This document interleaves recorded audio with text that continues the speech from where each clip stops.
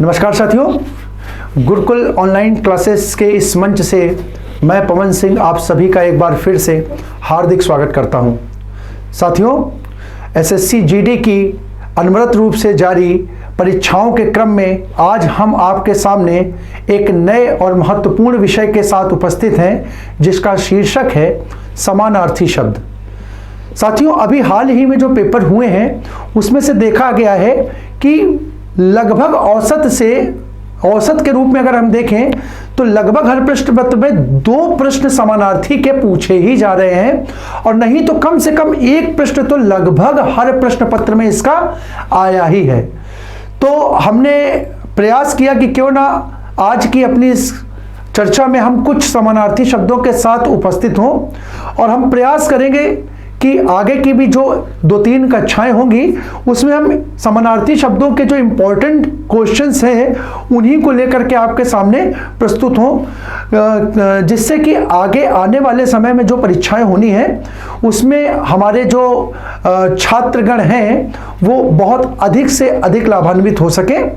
तो आइए साथियों, हम अपनी आज की चर्चा को प्रारंभ करते हैं आज के अपने पहले प्रश्न के साथ, जो कि हमारा पहला प्रश्न है। समानार्थी शब्दों का चयन करना है। तो साथियों, थोड़ा सा इसका ओवरव्यू जरा हम ले लेते हैं, देख लेते हैं क्या। तो देखिए, यहां पर यह पद बना है समानार्थी, ठीक है, समानार्थी। अब यहां पर जरा ध्यान से देखें तो यहां पर ये शब्द जो है वो 2 शब्दों अथवा पदों से मिलकर के बनना है। एक है समान और दूसरा है अर्थी, ठीक है। एक है समान और दूसरा है अर्थी, अर्थात समान का शाब्दिक अर्थ हुआ एक जैसा, ठीक है, एक जैसा, और अर्थी का अर्थ हुआ अर्थ, ठीक है, यानी जो समान अर्थ प्रदान करता हो, समान अर्थ।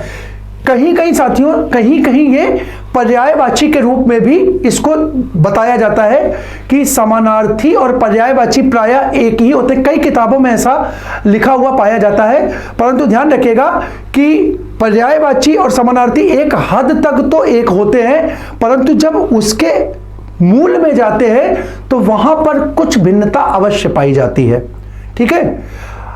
उतना विस्तृत में हमें जाने की आवश्यकता नहीं है कि उसमें अंतर क्या होता है, ठीक है।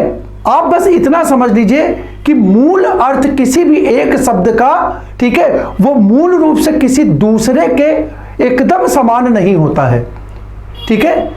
कुछ ना कुछ उसमें भिन्नता पाई ही जाती है। इस कारण से हम पर्याय को समानार्थी के समकक्ष नहीं रख सकते हैं, ठीक है। तो एक अंतर पाया जाता है, ठीक है। सामान्य अर्थ में हम लोग जरूर बोल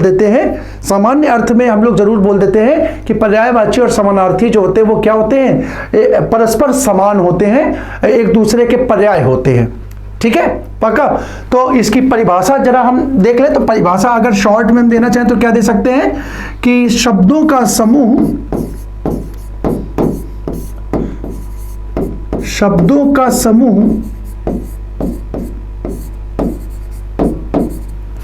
जो समान अर्थ प्रदान करे,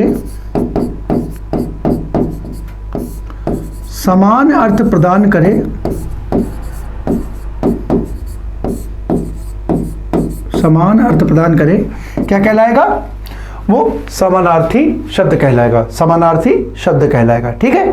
तो आइए अब हम इसके पहले प्रश्न से अपनी चर्चा को प्रारंभ करते हैं। तो समानार्थी शब्द का चयन करना है, और किसके समान, सरस्वती के समान अर्थ, यानी सरस्वती का समान अर्थ जो पद देगा वो कौन सा होगा।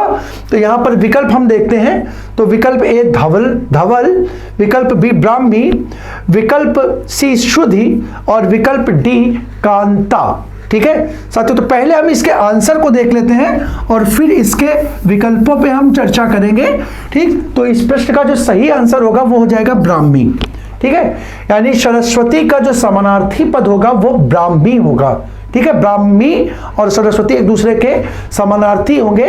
अब बाकी जो विकल्प बच रहे हैं उनकी हम चर्चा करते हैं। तो देखिए धवल, अब ध्यान से देखिएगा, ये पहला प्रश्न ही इतना बढ़िया तरीके से इसका विकल्प रखा गया है कि सरस्वती शब्द, और जब भी हम लोग बचपन से देखिए सरस्वती माँ की प्रार्थना करते आए हैं तो वहां पर हम लोग प्रार्थना में एक स्तुति करते समय बोलते हैं कि या कुंदेंदु तुषार हार धवला, ठीक है, तो वहां पर यह शब्द धवला आता है, ठीक है, ठीक है, धवला। तो तुषार हार धवला का मतलब क्या हुआ? धवला का मतलब सरस्वती नहीं हुआ, तुषार हार धवला का मतलब सफेद अलंकरणों को जिसने धारण किया है वो है सरस्वती। तो यहां पे धवल का जो अर्थ होगा साथी ना, धवल का अर्थ जो होगा वो सरस्वती ना होकर के क्या हो जाएगा, सफेद व स्वच्छ हो सकता है, श्वेत, श्वेत अथवा स्वच्छ, श्वेत अथवा स्वच्छ। धवल का एक अर्थ हो गया, स्पष्ट हो गया। शुद्धि, शुद्धि, शुद्धि का शब्द होता है यहां पे जानकार अथवा स्मरण, ठीक है, शुद्धि, जानकार अथवा स्मरण। और कांता साथियों महत्वपूर्ण है, याद कर लीजिएगा, कांति, कांता का समानार्थी होगा पत्नी। अर्थ आप जान लीजिए, ठीक है, शब्दों का अर्थ ही बहुत महत्वपूर्ण होता है। यदि आपको शब्द के अर्थ की जानकारी है, मैं हमेशा कहता आया हूं कि अगर किसी भी शब्द का आपको अर्थ मालूम है तो आधे से ज्यादा जीत तो आपकी वहीं पर हो जाती है, क्योंकि आप उसकी परिवेश को समझ पाते हैं, ठीक है, उसका प्रयोग किस रूप में होना है अर्थ जानने के बाद आप वो कर पाते हैं, ठीक है। तो आधे से ज्यादा चीज तो आपका अर्थ के आधार पर ही स्पष्ट हो जाती है। यानी हिंदी को समझने का जो सबसे आसान तरीका है वो है उसका अर्थ, वो है उसका अर्थ, ठीक है। तो कांता, मैंने तीनों शब्दों के जो असंगत पद है, ठीक है, यानी विकल्प जो आंसर के अलावा इसके जो असंगत पद हैं उनके मैंने अर्थ स्पष्ट कर दिए हैं। तो इस प्रकार से इस प्रश्न का जो आंसर है वो ब्राह्मी हो जाएगा, ठीक है। आइए अगले प्रश्न की ओर हम लोग बढ़ते हैं। हमारा अगला प्रश्न है कमल का समानार्थी शब्द कौन सा है?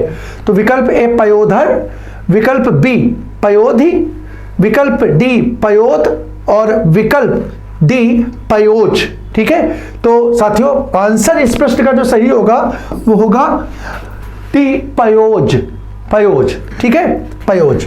बाकी तीनों जो होंगे उसके आंसर पद हम लोग देख लेते हैं। तो पयोधर, पयोधर का मतलब हुआ पयः धनधर।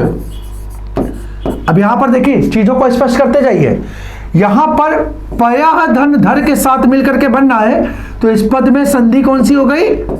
विसर्ग संधि हो गई। किसका प्रयोग हुआ यहां पे?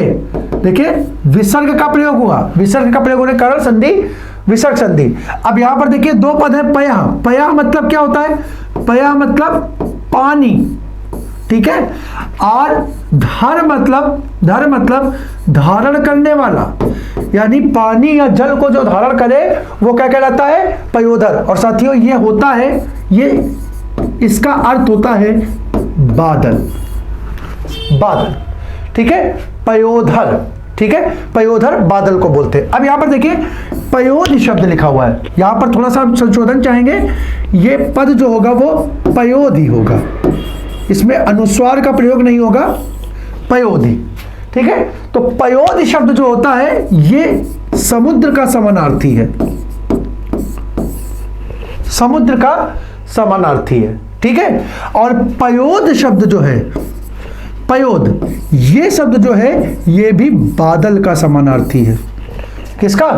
बादल का समानार्थी है। और ये पयोज शब्द जो है साथियों ये कमल का समानार्थी हो जाएगा। और इस पद को जब आप देखेंगे तो ये बनेगा पयः धन जा, पयः धन जा। फिर से देखिए तो पयः यहां पर जो पद हुआ ये इसका अर्थ हुआ जल या पानी, और यहां पर देखिए जा पद जो है ये प्रत्यय के रूप में प्रयोग हुआ है। ये अर्थ प्रदान करता है जब प्रत्यय के रूप में होता है तो जन्म लेने से संबंधित। मैंने आपको अपनी विगत कक्षाओं में बताया है, जब हम शब्द रचना पढ़ा रहे थे तो वहां पर उपसर्ग प्रत्यय का थोड़ा सा उल्लेख करके हमने बताया था कि यदि किसी वर्ण को अंत में प्रत्यय के रूप में प्रयोग होता है तो वो किस अर्थ के साथ प्रयुक्त होता है, किस अर्थ के साथ प्रयुक्त होता है। तो यहां पर ये जा वर्ण जो है, ठीक है, ये इस शब्द के साथ मिल करके ये जल में जन्म लेने वाला, जल में जन्म लेने वाला, ठीक है, वाक्यांश बनाएगा जिसका अर्थ होगा कमल। ठीक है, यानी अगर हम पूछे कि जल में पयः में जल में जन्म लेने वाला क्या कहलाता है, तो हम बोल सकते हैं उसको हम जलज बोल सकते हैं, या उसको हम पयोज बोल सकते हैं, या उसको हम अंबुज बोल सकते हैं, या उसको हम वारिज बोल सकते हैं, या उसको हम नीरज बोल सकते हैं। ठीक है, क्योंकि ये सब किसके, पानी के पर्यायवाची हैं, पानी के पर्यायवाची है, और उसमें जा प्रत्यय का प्रयोग करके हम सारे के सारा योग रूढ़ पद बना करके और कमल के पर्यायवाची के रूप में याद कर सकते हैं। ठीक है, याद कर सकते हैं। साथियों, पर्यायवाची का मैंने आपको एक इसी में शुरुआत जब की थी तो एसएससी जीडी में पर्यायवाची का जो अभ्यास सत्र कराया था वह इस तरह के शब्द रचना हमने आपको बताई थी। तो एक बार फिर से उसका रिवीजन कर लेते हैं, देख लेते हैं जो लोग नहीं देख पाए होंगे। तो देखिए, मैंने क्या बताया था कि पानी के पर्यायवाची आपको याद रखने हैं, पानी। ठीक है, पानी के जो भी पर्यायवाची होंगे, अब आपने क्या करना है, अगर प्रत्यय के रूप में जा का प्रयोग किया तो वो सारे क्या बन जाएंगे, कमल के पर्यायवाची बन जाएंगे, कमल के बन जाएंगे। अगर आपने प्रत्यय के रूप में दा का प्रयोग किया तो वो सारे बादल के पर्यायवाची बन जाएंगे। ठीक है, और यदि आपने प्रत्यय के रूप में धी का प्रयोग किया तो वो सारे समुद्र के पर्यायवाची बन जाएंगे। और नहीं हो तो आप देख लीजिए, पानी के पर्यायवाची हम लिख सकते हैं। यहां पर पानी के पर्यायवाची हम लिख लेते हैं। पानी के पर्यायवाची हो गया वारी, नीर, तोय, अंबु, जल। अब जो चीज हम आपको बता रहे हैं देख लीजिए, वारी में जा जोड़ा तो वारिज, नीरज, तोयज, अंबुज, जलज। तो ये सारे किसके हो जाएंगे, ये कमल के हो जाएंगे। किसके हो जाएंगे, कमल के हो जाएंगे। इसी प्रकार से दूसरा देखिए, दूसरा जब देखेंगे तो वारी के साथ आपने क्या दा जोड़ा तो वारिद, नीरद, तोयद, अम्बुद, जलद। ये सारे किसके हो जाएंगे, बादल के हो जाएंगे। ये सारे किसके हो जाएंगे, बादल के हो जाएंगे। और इसी के साथ आप देख लीजिए, यदि हमने वारी के साथ क्या जोड़ा, सॉरी, वारी के साथ हमने धी जोड़ा, नीरधि, ठीक है, तम, तोयधि, अंबुधि और जलधि, तो ये सारे किसके हो जाएंगे, ये सारे समुद्र के पर्यायवाची हो जाएंगे। ठीक है, तो एक ही पद से देखिए आपके इतने पर्यायवाची आप तैयार कर सकते हैं, इतने पर्यायवाची तैयार कर सकते हैं। ठीक है, तो यहां से ध्यान रखिए कि यहां पर जो इस पद का आंसर होगा वो डी हो जाएगा, पयोज। ठीक है, और यहां पर देख लीजिए इस प्रश्न का आंसर भी ऐसे निकल रहा है। देखिए, इन सब में पयः का प्रयोग हुआ है, पयः धन धर, पयः धन धी, पयः धन द, पयः धन ज। ठीक है, अब धारण करने वाला अगर इसको हम हटा दें तो देखिए यहां पयः धन धी, और धी आपने देखा धी किसका है, धी समुद्र का, तो ये हो गया समुद्र का। अब यहां देखें पयः धन दा, पयः धन, एक और शब्द लिख दे मैं, पयः, पयः धन दा, और दा आया तो किसका हो गया, दा हो गया बादल का हो गया, पयः धन दा बादल का हो गया। ठीक है, इसी प्रकार से पयः धन जा तो वो कमल का हो गया। तो इस प्रकार से हमारा कमल का इस प्रश्न का क्या समानार्थी शब्द हो जाएगा, डी, पयोज, पयोज। ठीक है, एक साथियों और चीज आप यहां पे ध्यान रखिएगा, एक चीज और बता दें, समानार्थी के ही तरह हिंदी में एक अन्य विषय होता है, शीर्षक जिसका होता है अनेकार्थी शब्द, अनेकार्थी शब्द। ठीक है, तो ये पयः शब्द जो है, ध्यान रखिएगा, पयः शब्द जो है ये एक अनेकार्थी शब्द भी है, ध्यान रखिएगा। पयः शब्द जो है वो एक अनेकार्थी शब्द भी है, अनेकार्थी शब्द भी है। और इसके दो अर्थ क्या हो सकते हैं, तो याद रखिएगा, पयः का एक अर्थ तो अभी हमने बताया पानी होता है, पयः का दूसरा अर्थ दूध भी होता है। ध्यान रखिएगा, चीजों को मैं रिलेट करके बताने का प्रयास कर रहा हूं। जितने ज्यादा से ज्यादा शब्द किसी एक शब्द से उसकी निर्मिति कैसे हो सकती है सब आपके सामने रखने का प्रयास कर रहा हूं कि पयः का एक अर्थ पानी होता है और पयः का एक अर्थ दूध भी होता है, यानी ये अनेकार्थी शब्द के रूप में प्रयोग होने वाला पद है। इसकी प्रकृति कैसी हो जाएगी, अनेकार्थी हो जाएगी। ठीक है, और इसी से देखें, जब पयः से हम उसमें शब्द का निर्माण करते हैं तो एक शब्द बनता है पयस्विनी। पयस्विनी, ठीक है। तो पया से चूंकि इसका निर्माण हो रहा है, तो जब पानी की बात करेंगे तो पानी को धारण करने वाली, पयस्विनी मतलब पानी को ग्रहण या धारण करने वाली, तो वो पर्यायवाची या समानार्थी बन जाता है नदी का। नदी का, जिसने जल को धारण किया है, क्योंकि पया मतलब क्या, पानी, जिसने जल को धारण किया है तो वो है पयस्विनी। वो क्या है, पयस्विनी, यानी वो कौन हो गई, नदी हो गई। कौन हो गई, नदी हो गई। और यदि यहां पर हम इसका अर्थ दूध ले लेते हैं तो पया धन इवनी यानी पयस्विनी, दूध को धारण करने वाली, तो ये पर्यायवाची एक हो जाता है स्त्री का भी, ठीक है। दूध को धारण, पयस्विनी यानी पया के अगर दो अर्थ है तो पयस्विनी के भी दो अर्थ हो जाएंगे। एक अर्थ क्या हो जाएगा, नदी, और दूसरा स्त्री, ठीक है साथियों। तो इस यहाँ पे जो शब्द था, मूल शब्द, उसकी हमने व्याख्या कर ली, और इस प्रश्न का जो सही आंसर है वो डी, पयोज हो गया, ठीक है। तो आइए हम लोग अपने अगले प्रश्न की ओर बढ़ते हैं। हमारा अगला प्रश्न है, दिए गए शब्द के समानार्थी शब्द का चयन करना है, और वो शब्द है पराग। पराग, ठीक है। तो विकल्प ए केसर, विकल्प बी सुगंध, सी पवन और डी शहद। तो साथियों बहुत आसान सा पद है, इसका सही आंसर हो जाएगा ए केसर। ए केसर। बाकी सुगंध की हम बात करें तो सुगंध का मतलब आप लोग जानते हैं महक अथवा खुशबू,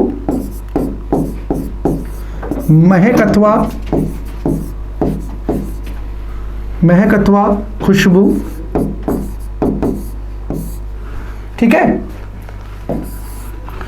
पवन, पवन का अर्थ होता है हवा, और शहद मधु, शहद मधु, ठीक है। अगला प्रश्न देखते हैं हम लोग। हमारा अगला प्रश्न है, दिए गए शब्द के समानार्थी शब्द का चयन करें। समानार्थी शब्द का चयन करें। नदी, ठीक है, नदी का समानार्थी शब्द बताना है। तो विकल्प ए चंचला, बी तरणी, सी लहरी और डी सरिता। तो साथियों इस प्रश्न का जो सही आंसर होगा वो हो जाएगा डी सरिता। डी सरिता। बाकी के जो तीन विकल्प हैं उनके आंसर अगर हम लोग देखें तो चंचला, ठीक है, बिजली, बिजली, ठीक है, चंचला का अर्थ हो जाएगा बिजली, तरणी नाव, तरणी नाव, ठीक है, लहरी लहर, ठीक है, लहरी लहर, समुद्र में उठने वाली लहर लहरी के नाम से भी हम लोग जानते हैं, ठीक है, लहरी के नाम से भी हम लोग जानते हैं। तो इस प्रकार से इस प्रश्न के सारे विकल्पों की चर्चा पूर्ण हुई। आइए हम लोग अपना अगला प्रश्न देखते हैं। हमारा अगला प्रश्न है, दिए गए शब्द के समानार्थी शब्द का चयन करना है, और वो शब्द है हमारा आंख, ठीक है, आंख।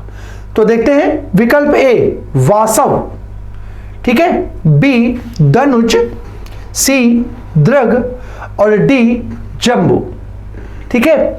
तो साथियों इस प्रश्न का जो सही उत्तर होगा, सभी लोग जानते हैं, विकल्प सी दृग। दृग जो है वो आंख का क्या हो जाएगा, समानार्थी हो जाएगा। बाकी के तीनों पद जो होंगे वो असंगत हो जाएंगे, वो तीनों क्या हो जाएंगे, असंगत हो जाएंगे, ठीक है। यहां पर देख लेते हैं धनुष, ठीक है, धनुष शब्द जो होता है वो दानव या राक्षस का समानार्थी है, जबकि जम्बू जामुन का पर्यायवाची होता है, ठीक है, जम्बू जामुन का पर्यायवाची होता है, ठीक, या समानार्थी होता है। अगला प्रश्न देखते हैं, दिए गए शब्द का समानार्थी शब्द बताना आपको बेटी, ठीक है, बेटी। विकल्प ए दुहिता, बी वनिता, सी वासा, डी अंगना, ठीक है। तो इस प्रश्न का हमारा जो सही आंसर होगा वो हो जाएगा ए दुहिता, ठीक है, बेटी का दुहिता क्या हो जाएगा, समानार्थी शब्द हो जाएगा। साथियों यहां पे एक चीज ध्यान रखेंगे आप लोग, एक दुहिता होता है और एक दोहित्री होता है, ये दोनों पदों में अंतर होता है, ध्यान रखिएगा। एक दुहिता होता है और एक दौहित्री होता है। जब हम दुहिता की बात करते हैं तो उसका अर्थ तो बेटी होता है, लेकिन जब हम दौहित्री की बात करते हैं तो इसका अर्थ होता है नातिन। नातिन मतलब बेटी की बेटी, बेटी की बेटी। तो ध्यान रखिएगा, अगर ये दो विकल्प एक साथ आ जाए, दुहिता और दौहित्री, तो ध्यान रखिएगा दोनों अलग अलग हैं, ठीक है।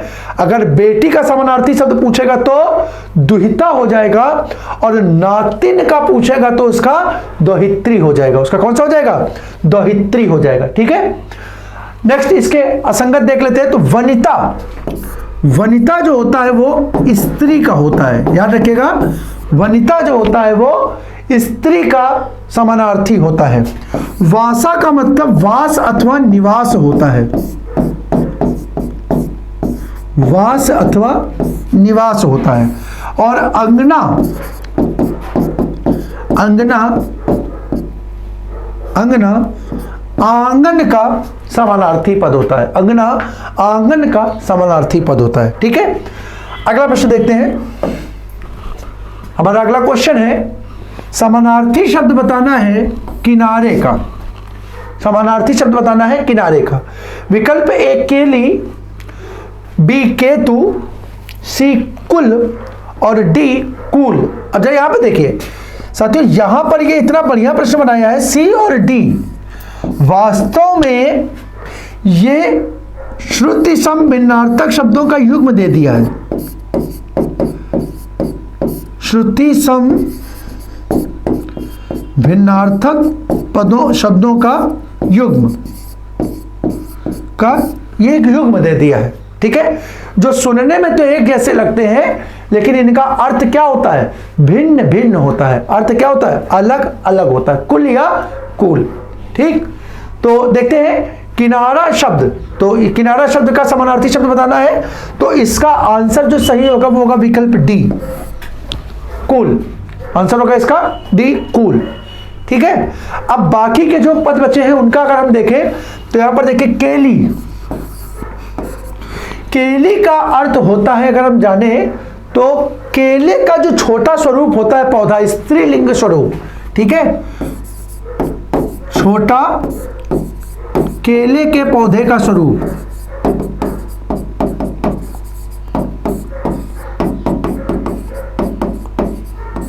ठीक है, पौधे का स्वरूप। या सामान्य अर्थ में बात करें तो सामान्य अर्थ में आप ले सकते हैं एक छोटा पौधा। छोटा पौधा वो क्या कहलाएगा? केली कहलाएगा। आप लोगों ने सुना भी होगा, अनुप्रास अलंकार में बहुत चर्चित एग्जाम्पल है कि कानन में, केलिन में, कूलन में, कछारन में, ठीक है। अनुप्रास अलंकार का उदाहरण है, तो वहां पे केली आता है। पौधा छोटा, केले का छोटा पौधा जो होता है वो क्या कहलाता है? केली कहलाता है। केतु, ठीक है साथियों, केतु जो होता है ये झंडा या ध्वज का पर्यायवाची होता है। मानस में बहुत बढ़िया चौपाई लिखी है, ठीक है। गोस्वामी जी लिखते हैं बंधनवार पताका केतु, ठीक है। तो केतु मतलब झंडा हो जाता है, केतु मतलब झंडा हो जाता है, ठीक है। और कुल, कुल मतलब होता है वंश, कुल मतलब होता है वंश, ठीक है। कुल का एक अर्थ समग्र भी होता है, समझिएगा। कुल का एक अर्थ वंश तो होता ही है। अनेकार्थी के दृष्टिकोण से बात करें तो हम लोग बोलते हैं कि कुल कितना हो गया, कुल हिसाब क्या है। तो कुल का मतलब टोटल, समग्र भी होता है। कुल का एक अर्थ वंश के साथ याद रखिएगा समग्र भी होता है। तो देखिए इसके दो अर्थ हो गए, कुल के क्या हो गए? दो अर्थ हो गए। तो कुल यानी यहां पे कुल अनेकार्थी भी हो सकता है, कुल अनेकार्थी भी हो सकता है। दो अर्थ और भी इसके अर्थ मिलेंगे, और भी इसके अर्थ मिलेंगे, लेकिन जो महत्वपूर्ण है हमारे चर्चा में है उनको हम यहां पर शामिल कर लिए जो याद आए, ठीक है। तो इस प्रकार से ये कूल जो है, कूल का अर्थ होता है तट अथवा किनारा।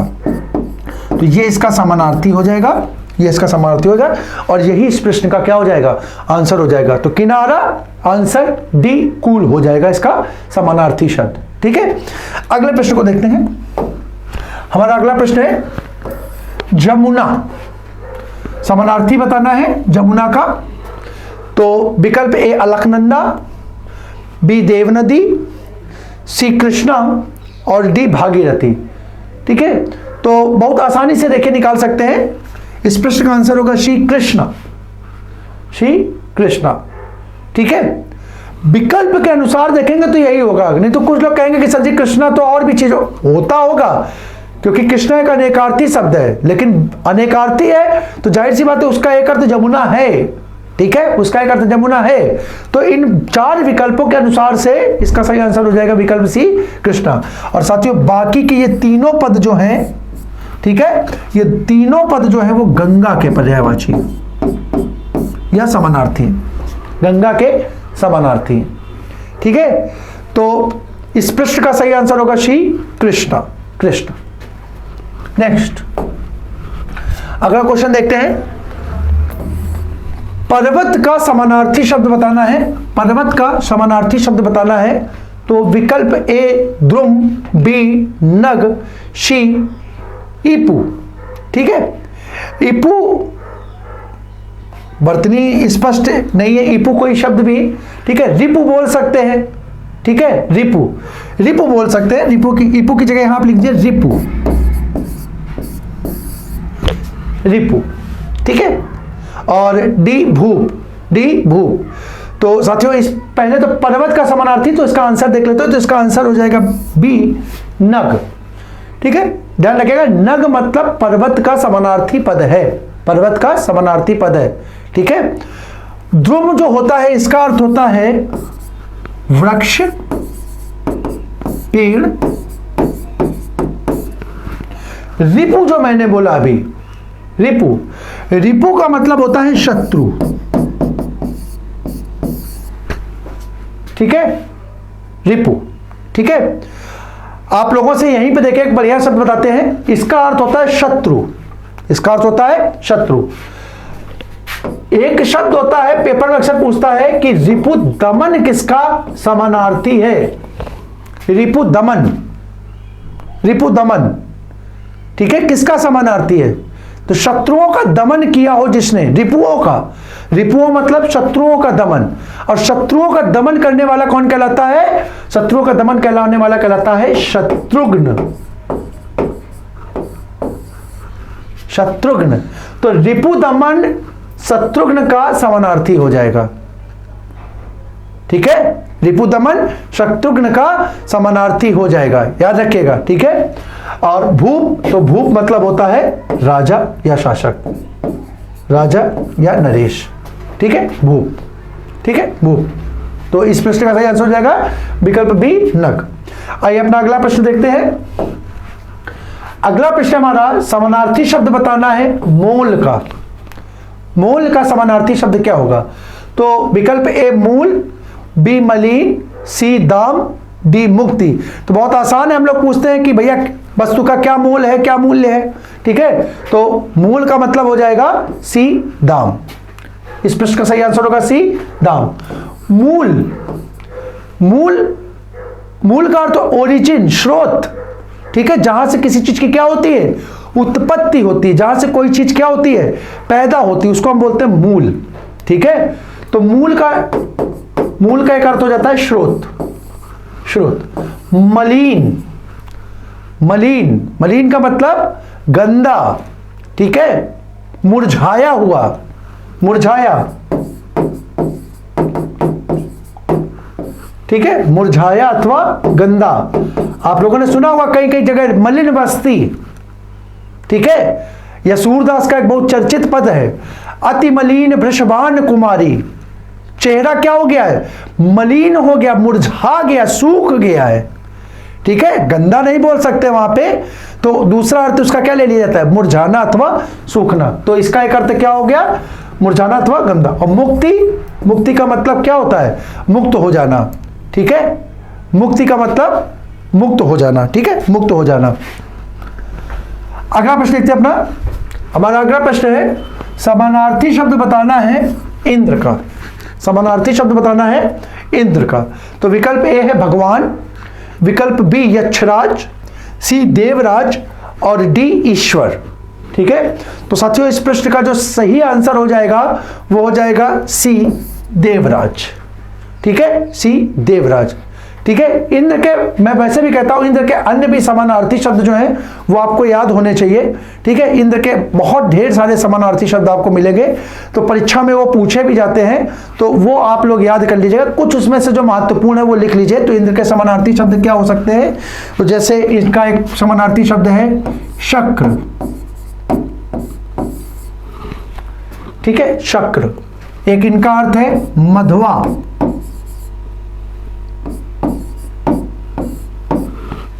मधवा एक अर्थ है इनका, पेपर में बहुत पूछा जाता है,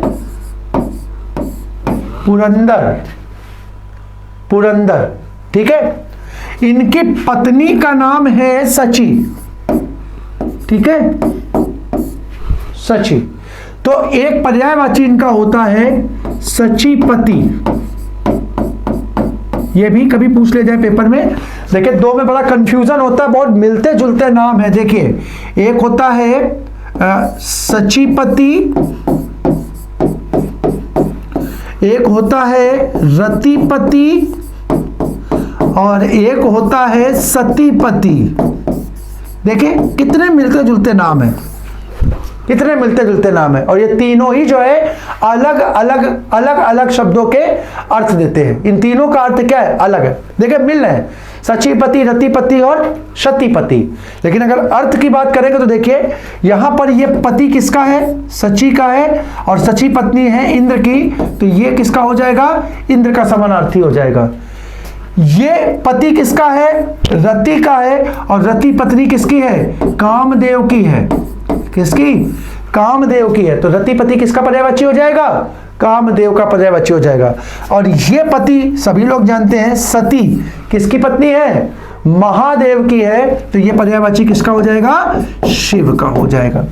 किसका हो जाएगा, शिव का समानार्थी हो जाएगा। तो देखिए कितने मिलते जुलते शब्द है, ठीक है, लेकिन उनका अर्थ क्या है, भिन्न भिन्न पदों को वो निरूपित करता है। तो सचीपति इंद्र, रतिपति कामदेव, और सतीपति शिव का क्या हो जाएगा, समानार्थी पद हो जाएगा, समानार्थी पद हो जाएगा। ठीक है, सत्य। अपना अगला प्रश्न देखते हैं। हमारा अगला प्रश्न है, किरण का समानार्थी शब्द का चयन करना है, समानार्थी शब्द बताना है किरण का। तो विकल्प ए है अच्छी, बी अंश। ठीक है, अंश, अंश नहीं, इसको यहां पे थोड़ा सुधार लीजिए, इसको अंश कर लीजिए, अंश। ठीक है, अंश। सी रश्मि, और डी शक, डी शक। ठीक है, तो साथियों इस प्रश्न का जो सही आंसर होगा किरण। ठीक है, तो किरण जो होगा वो इसका सही आंसर हो जाएगा रश्मि। सी रश्मि का समानार्थी किरण हो जाएगा। ठीक है, बाकी के जो तीन पद हैं, ठीक है, तो वो असंगत हो जाएंगे, और इनका सही आंसर देखिए, अक्षी मतलब हो जाएगा आंख, अक्षी का अर्थ हो जाएगा आंख, अंश मतलब भाग, हिस्सा,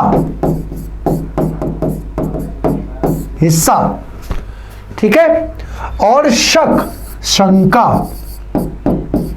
शक शंका हो जाएगा, इसका अर्थ हो जाएगा, इसका अर्थ हो जाएगा। ठीक है, तो साथियों अब जरा यहां पर जरा देख लेते हैं कि यहां पर अंश दिया हुआ है। साथियों बहुत ध्यान से देखिएगा, अंश शब्द का अर्थ तो भाग और हिस्सा होता है, लेकिन यदि हम इसकी जगह अंश लिख दें, कई बार लोगों में कंफ्यूजन हो जाता है, दिक्कत हो जाती है।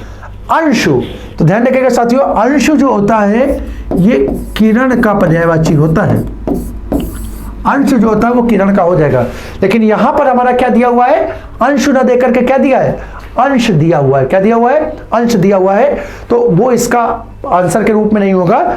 इस प्रश्न का सही आंसर हो जाएगा सी रश्मि। ठीक है, अपने अगले प्रश्न की ओर बढ़ते हैं। हमारा अगला प्रश्न है, समानार्थी शब्द का क्या करना है, चयन करना है, और वो किसका समानार्थी शब्द देखना है, विष्णु का, विष्णु का समानार्थी शब्द। तो विकल्प ए है तापस, बी गिरीश, सी गोविंद, और डी शंकर। ठीक है, तो इस प्रश्न का जो सही आंसर होगा साथियों वो हो जाएगा सी गोविंद, सी गोविंद। ठीक है। गोविंद विष्णु या कृष्ण, देखिए एक दूसरे के समानार्थी पद के रूप में ही प्रयोग होंगे, तो यहां पर इस प्रश्न का सही आंसर होगा सी, गोविंद। बाकी तापस मतलब होता है तपस्वी, तपस्वी, गिरीश, शंकर। इसको देखें, कैसे देखेंगे, तो गिरिधन, ईश। और गिरी मतलब क्या होता है, गिरी मतलब पर्वत, ठीक है, पर्वत, ठीक है, पर्वत, पर्वतों का ईश। शंकर, शंकर हो सकता है, नहीं नहीं कहीं पे शंकर ना मिले तो याद रखिएगा यार हिमालय भी हो सकता है, हिमालय, पर्वतराज, पर्वतों का ईश्वर या पर्वतों का स्वामी या पर्वतों का राजा, तो हिमालय भी हो सकता है, ठीक है। और तीसरा जो होगा, ठीक है, शंकर, तो शंकर मतलब तो जानते हैं भगवान शिव, महादेव, इसका समानार्थी शब्द हो जाएगा शिव अथवा महादेव, ठीक है। तो इस प्रकार से साथियों आज के हमारे जो प्रश्न हैं ये कंप्लीट हुए, और हम प्रयास करेंगे कि प्रश्न थोड़े कम हैं, अगली और अन्य कक्षाओं में हम समानार्थी के और बहुत महत्वपूर्ण प्रश्नों के साथ आपके सामने उपस्थित होंगे। तब तक हम आपसे अनुरोध करेंगे, ये निवेदन करेंगे कि आप लोग पूरी तत्परता के साथ, ठीक है, और जितना ज़्यादा से ज़्यादा हो वो अपनी तैयारी करते रहें, ठीक है, ज़्यादा से ज़्यादा मेहनत के साथ, ठीक है, लगन के साथ अपनी तैयारी करें, जिससे कि परीक्षा में आप सभी सफल हो सके, ठीक है। इसी शुभकामनाओं के साथ, वाणी के साथ कि अगली कक्षा में हम आपके सामने उपस्थित होंगे, आज की अपनी चर्चा को यहीं पर समाप्त करते हैं। सभी को जय हिंद।